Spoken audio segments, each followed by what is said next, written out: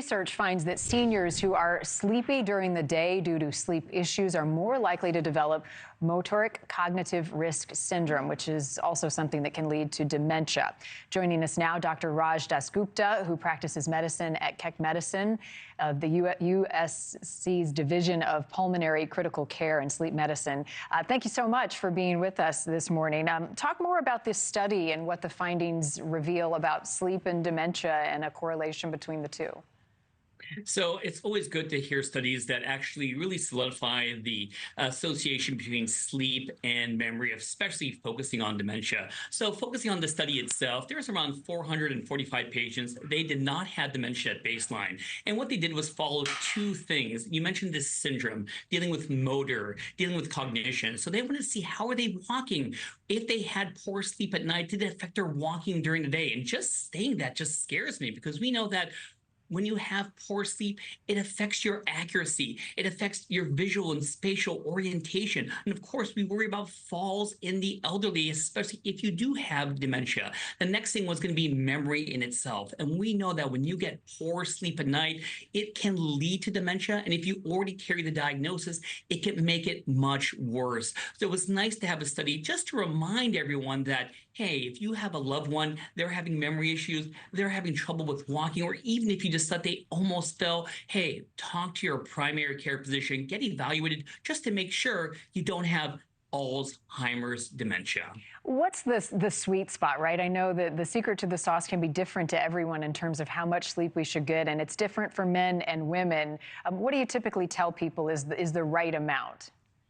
Well, Marni, I always ask them, well, how old are you? I'm not going to ask your age, but of course, when we talk about the younger folks, well, of course, toddlers and infants and newborns, lots of sleep. You know, when you get my age, well, it's going to be around that 7 to 9 hours of sleep. It's going to be that sweet spot of 8 hours. But one thing people forget is that as we get older, in your 60s and 70s and beyond, that you still need that sleep, but it's hard to get. As we get older, it's difficulty initiating sleep. If you have dementia, multiple awakenings throughout the night, napping during the day, not to mention we're throwing so many on this.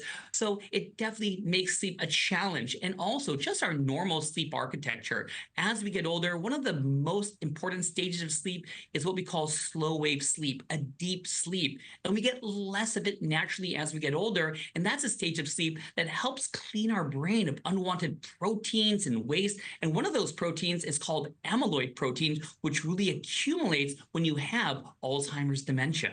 What are some red flags, doctor? I mean, you mentioned napping during the day, but that might send somebody in for a sleep study or to further investigate what may be keeping them up at night.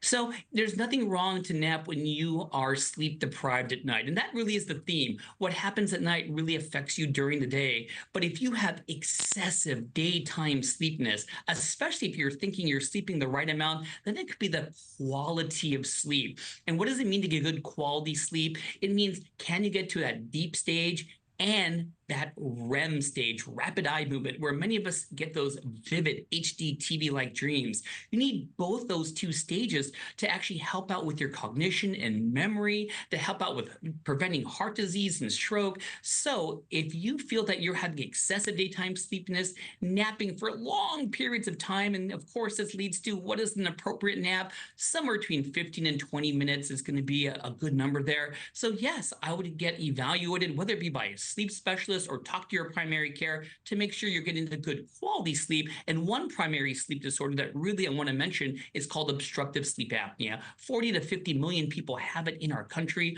almost 1 billion worldwide. It's a disease that prevents you from getting to those deeper stages in REM sleep, multiple awakenings. Make sure you don't have it. Yeah, and is that something that you can test for? You're monitored in a sleep study to determine if you've got that?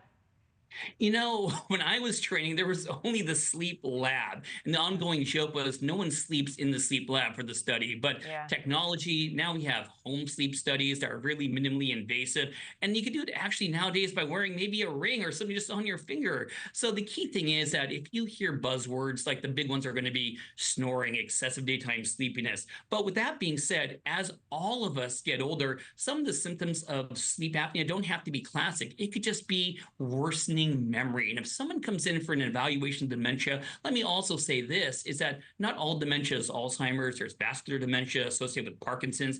Get the right diagnosis. Thank you for watching. Go to newsnationnow.com to find NewsNation on your television provider. And don't forget to click the red subscribe button below to get more of NewsNation's fact-driven, unbiased coverage.